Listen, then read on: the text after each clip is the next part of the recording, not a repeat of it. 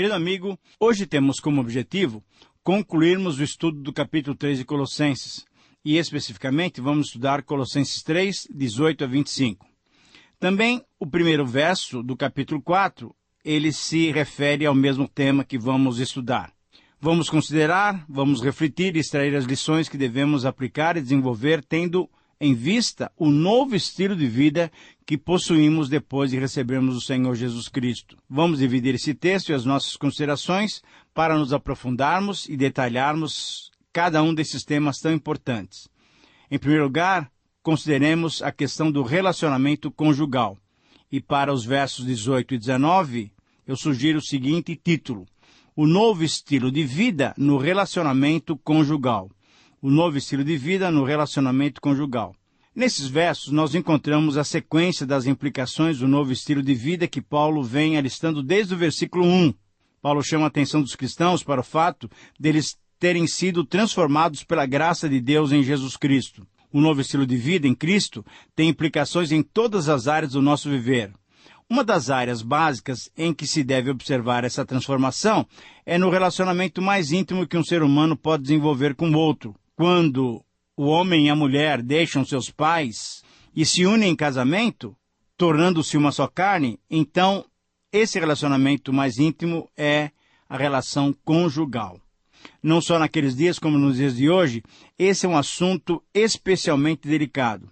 Não só naquela sociedade gentílica, sem os padrões da lei do Antigo Testamento, como em nossa sociedade que tem rejeitado os padrões do Novo Testamento, esse assunto é especialmente relevante e deve ser tratado com abertura de mente e coração para entendermos os princípios divinos.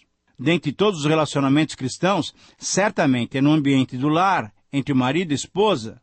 No relacionamento conjugal, pode-se ver o marido e a esposa nas suas vidas de intimidade com Deus, na sua prática de fé, na sinceridade das suas palavras, na profundidade da crença que professam. Paulo compreendia muito bem a importância do lar cristão como um ambiente propício para a consecução dos ideais e dos planos divinos para a humanidade, lembrando que o lar é a célula máter da sociedade. A falsa filosofia que tentava impor à igreja de Colossos desprestigiava o lar e, como consequência, desfavorecia o matrimônio e a relação de mutualidade que deve ser desenvolvida entre os cônjuges. Paulo, então, diante disso, coloca princípios claros para que o casal cristão possa viver tendo a bênção de Deus. Para o cristão, a nova criatura em Cristo, o casamento deve ser encarado como uma bênção da parte de Deus. O homem e a mulher se completam, e vivendo os princípios divinos no casamento, os dois, esposo e esposa, edificam-se mutuamente e criam um ambiente propício para o desenvolvimento dos filhos que Deus lhes conceder. O relacionamento conjugal no padrão cristão possibilita também o lar cristão servir de exemplo e um ambiente propício para o testemunho do Evangelho. Então, diante da complexidade do processo dinâmico e evolutivo do matrimônio, os princípios bíblicos se fazem necessários para o desenvolvimento do relacionamento dos casais cristãos. Por isso podemos dizer que esses dois versículos nos estimulam, nos desafiam a entender que somente o casal que segue os princípios cristãos do relacionamento conjugal pode contar com as bênçãos divinas. Eu quero repetir essa frase que é o resumo dos versículos 18 e 19. Somente o casal que segue os princípios cristãos do relacionamento conjugal pode contar com as bênçãos divinas. Nesses versos, nós vamos encontrar dois princípios cristãos que devem nortear, que devem reger a vida conjugal dos casais que têm em suas vidas o desejo de obter as bênçãos divinas. Vamos ler esses dois versos e depois, então, vamos alistar esses dois princípios. Esposas, sede submissas ao próprio marido como convém ao Senhor. E maridos, amai vossa esposa e não a trateis com amargura. O primeiro princípio cristão deve ser observado pela esposa, versículo 18, e o princípio é ser submissa ao próprio marido. Mas o que é submissão? É rendição, é sujeição, é subordinação, mas é docilidade, é deixar de resistir, é aceitar a autoridade do outro, ceder sem censurar, ceder à opinião do outro voluntariamente. Qual é a razão da submissão? Ora, o próprio texto diz: como convém ao Senhor, isso é, em obediência voluntária ao próprio Senhor, pois esse foi o seu plano para a família. Agora, é importante nós entendermos que a submissão não é imposta, mas é voluntária, pois a sua base está na comunhão com Cristo. O segundo princípio, ele deve ser observado pelo marido. Veja o versículo 19. Qual é o princípio? Que o marido deve amar a sua esposa. E esse amor é o amor ágape. É o amor que Deus teve para conosco. É o amor de Jesus para conosco. E qual é a melhor maneira de amar? É seguir o exemplo de Jesus. Qual foi a maneira pela qual o Senhor Jesus nos amou? Dando sua vida por nós. Por isso, Paulo diz que nós, maridos, não devemos tratar a nossa esposa com amargura. Jesus se deu espontaneamente pela igreja. E assim o marido deve amar a sua esposa espontaneamente, não com rancura, não com amargura. Você deve se lembrar que a raiz de amargura é que leva o casamento ao final, à separação. O marido cristão é o responsável pela vida espiritual do casal. Quando ele ama a esposa dessa maneira, com certeza ele obterá a submissão da sua esposa. O amor divino, o amor altruísta, o amor doador, entregar a vida em favor da sua esposa, é o padrão que cada crente, homem cristão, deve ter no seu relacionamento conjugal. Quando amamos assim, valorizamos biblicamente a nossa esposa. O que podemos concluir desses dois versos? Que não é fácil discernir a voz de Deus no meio da agitação desse mundo. A maneira como nos conduzimos vem de Deus ou vem das influências recebidas do nosso temperamento, da nossa educação ou da situação em que convivemos, da sociedade? Essa é uma pergunta que cada um de nós deve responder. Num tempo de busca pela valorização pessoal, no qual a mulher recupera o seu lugar de honra e igualdade ao lado do marido, e por outro lado, o marido se esforça para se manter como todo-poderoso por sentir-se ameaçado, a palavra de Paulo, a palavra de Deus deve ser recordada e praticada. Esse tipo de vida baseada nos princípios divinos para o casal cristão, ele só será possível se os dois cônjuges estiverem plenos e sob a direção do Espírito Santo. Um casamento não é estabelecido por um documento, querido amigo. Não é estabelecido por uma aliança. O casamento é estabelecido pelo verdadeiro amor de um para com o outro. Muito bem, agora podemos ir para os próximos versículos. E, em segundo lugar, podemos refletir sobre o relacionamento familiar. Para os versos 20 e 21 do capítulo 3, eu sugiro o seguinte título: O novo estilo de vida no relacionamento pais e filhos. Colossenses 3, 20 e 21.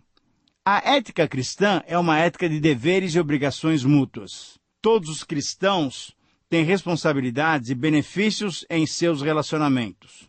Mas, embora haja essa mutualidade de deveres e obrigações, o cristianismo apela para que todos os cristãos preocupem-se mais com as suas obrigações do que com os seus direitos.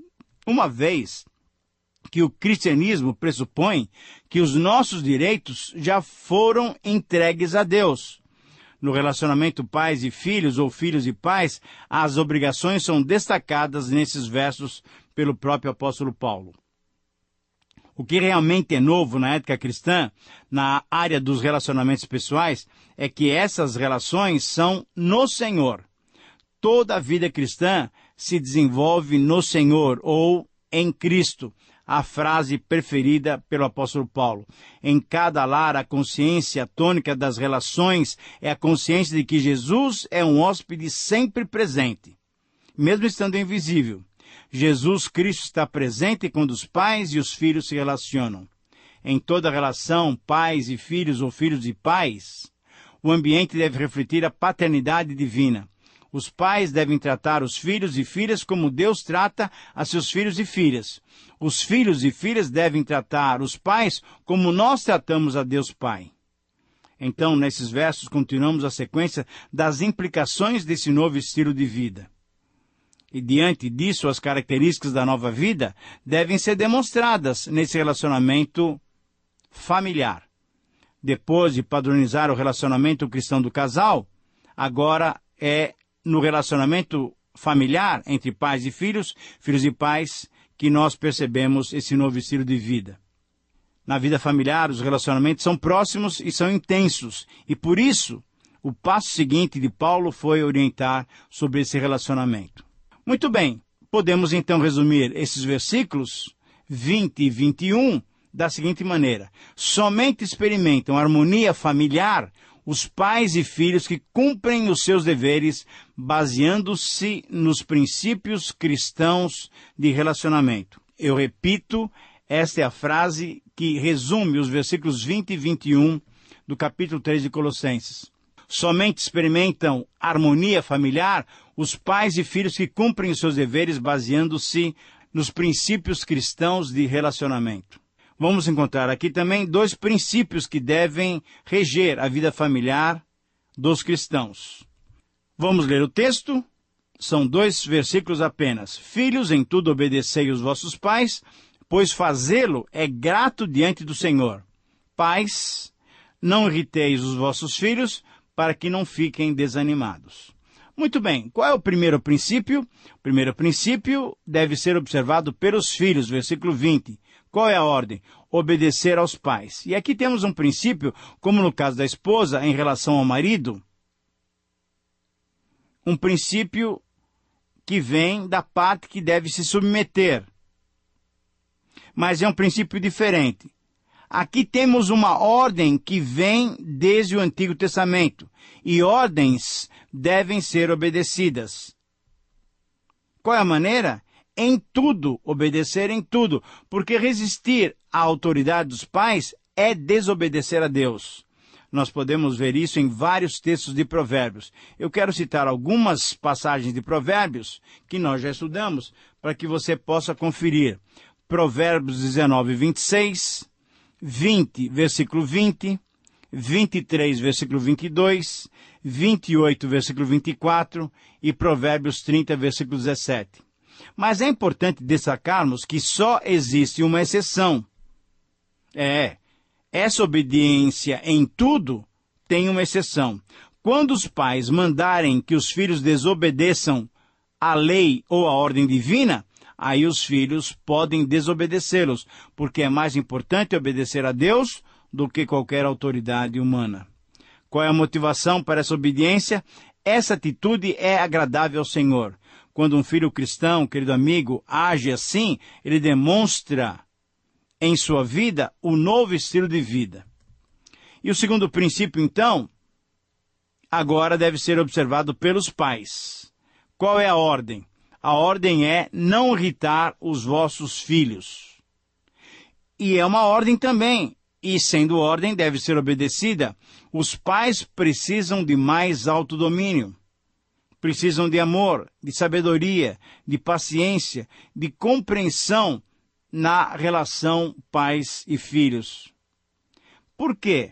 Porque temos uma maneira de obedecer essa ordem, de não irritar os filhos.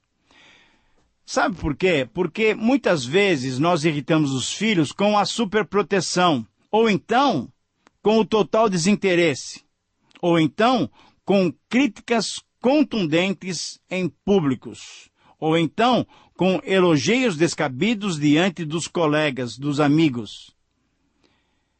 Querido irmão, você que é pai, você que é mãe, tome cuidado para não irritar o seu filho, zelando demais por ele, ou então desprezando-o completamente. Essas atitudes radicais não são os princípios que o apóstolo Paulo, que a palavra de Deus nos recomenda. Com que motivação? A motivação para que tenhamos esse tipo de relacionamento harmonioso em casa é para que os nossos filhos não desanimem. Quando um filho se sente superprotegido ou quando ele se sente desprezado, a tendência normal é o desânimo e o desencorajamento. A formação do caráter dos nossos filhos necessita da autoafirmação que nós, pais, devemos dar a eles. Por isso, então, podemos concluir que o Dia das Mães e o Dia dos Pais não são apenas o segundo domingo de maio ou de agosto. Todos os dias são Dia dos Pais e das Mães. Não são apenas os finais de semana dos dias em que os pais atendem e convivem com os filhos. Não, todos os dias são dia dos pais e das mães. Se os pais não formarem os seus filhos conforme os princípios cristãos, com certeza o mundo proverá a formação dos seus filhos e será uma formação dura. Os pais, ainda os mais pobres, terão sempre uma riqueza para deixar para os seus filhos. O exemplo. O seu exemplo, querido irmão, querida irmã, é o grande legado que você vai deixar para os seus filhos. Não é a carne e o sangue ou uma certidão de nascimento que estabelece a paternidade, a maternidade ou a filiação. O que firma esses relacionamentos é o amor mútuo com que se dedicam um ao outro, diante do Senhor, pais e filhos. Muito bem, chegamos agora quase ao final do programa e agora temos condições de considerar o último tema, que é o relacionamento entre patrões e empregados. E para isso, o texto é Colossenses 3, 22 a 25 e o primeiro versículo do capítulo 4. E eu sugiro para esse tema o seguinte título: O novo estilo de vida no relacionamento servo-senhor. O novo estilo de vida no relacionamento servo-senhor. Os pensamentos e as orientações sobre o relacionamento servo-senhor colocam um ponto final no argumento que Paulo vinha desenvolvendo desde o início desse capítulo, quando então demonstra que nós temos um novo estilo de vida a apresentar. Dentre os temas mais práticos que Paulo trata nesse capítulo 3, certamente esses versículos nos apresentam um assunto muito controverso, que é a relação entre servos e senhores ou patrões e empregados. Quando reparamos que o espaço gasto nas orientações sobre esse assunto é mais extenso do que os temas anteriores, isso é, do relacionamento conjugal e do relacionamento familiar, com certeza percebemos que devemos dar uma grande atenção e dedicação para compreender essa questão. Antes de escrever esse parágrafo para os Colossenses, certamente Paulo deve ter conversado longamente com Onésimo. Você deve se lembrar, do Onésimo era aquele escravo fugitivo, agora seu filho na fé, que mais tarde enviaria de volta, Paulo enviaria Onésimo de volta à casa do Senhor, Filemão, que também era amigo e cooperador do apóstolo Paulo. Ao escrever esse parágrafo, Paulo também deve ter refletido, pois estaria escrevendo, nessa mesma época, uma carta para Filemão, pedindo-lhe que, como Senhor, recebesse de volta o seu ex-escravo Onésimo. Você lembra do que aconteceu? Onésimo tinha furtado o seu patrão, o seu senhor Filemão.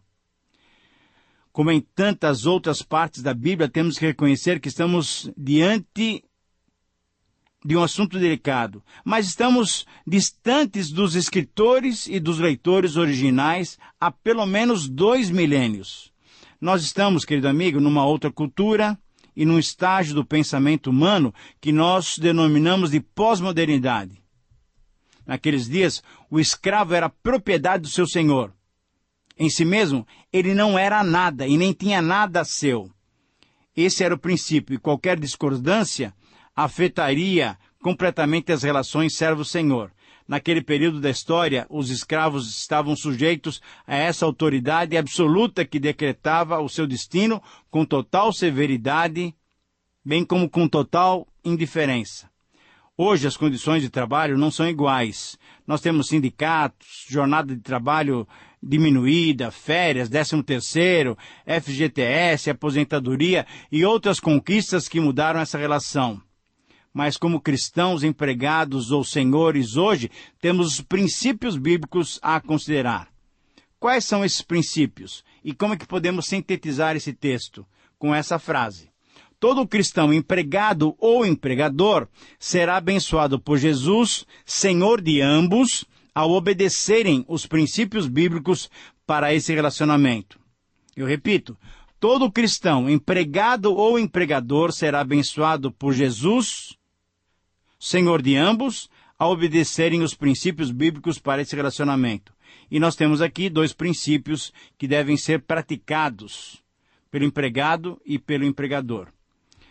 Servos, obedecem tudo ao vosso Senhor, segundo a carne, não servindo apenas sob vigilância, visando tão somente agradar homens, mas em singeleza de coração, temendo ao Senhor.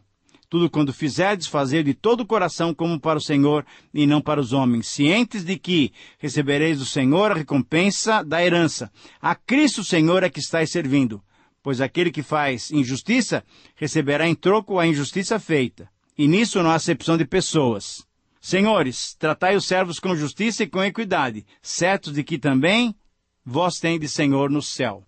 O primeiro princípio cristão é para ser praticado pelos empregados, que é obedecer em tudo ao vosso Senhor, não servindo apenas sob a vista do Senhor, mas sabendo que o Senhor Jesus, o nosso maior Senhor, está nos observando. E o segundo princípio é o princípio que deve ser observado pelos empregadores. Qual é o mandamento? É tratar os servos com respeito, com carinho, com consideração. Considerar os seus auxiliares. E a maneira? Com justiça e equidade, sabendo também que temos um Senhor maior no céu e nós vamos prestar contas a Ele. Querido amigo, que esses princípios possam fazer parte da sua vida e que o Senhor possa te capacitar a aplicá-los no seu dia a dia. Um grande abraço, que Deus te abençoe e até o próximo programa.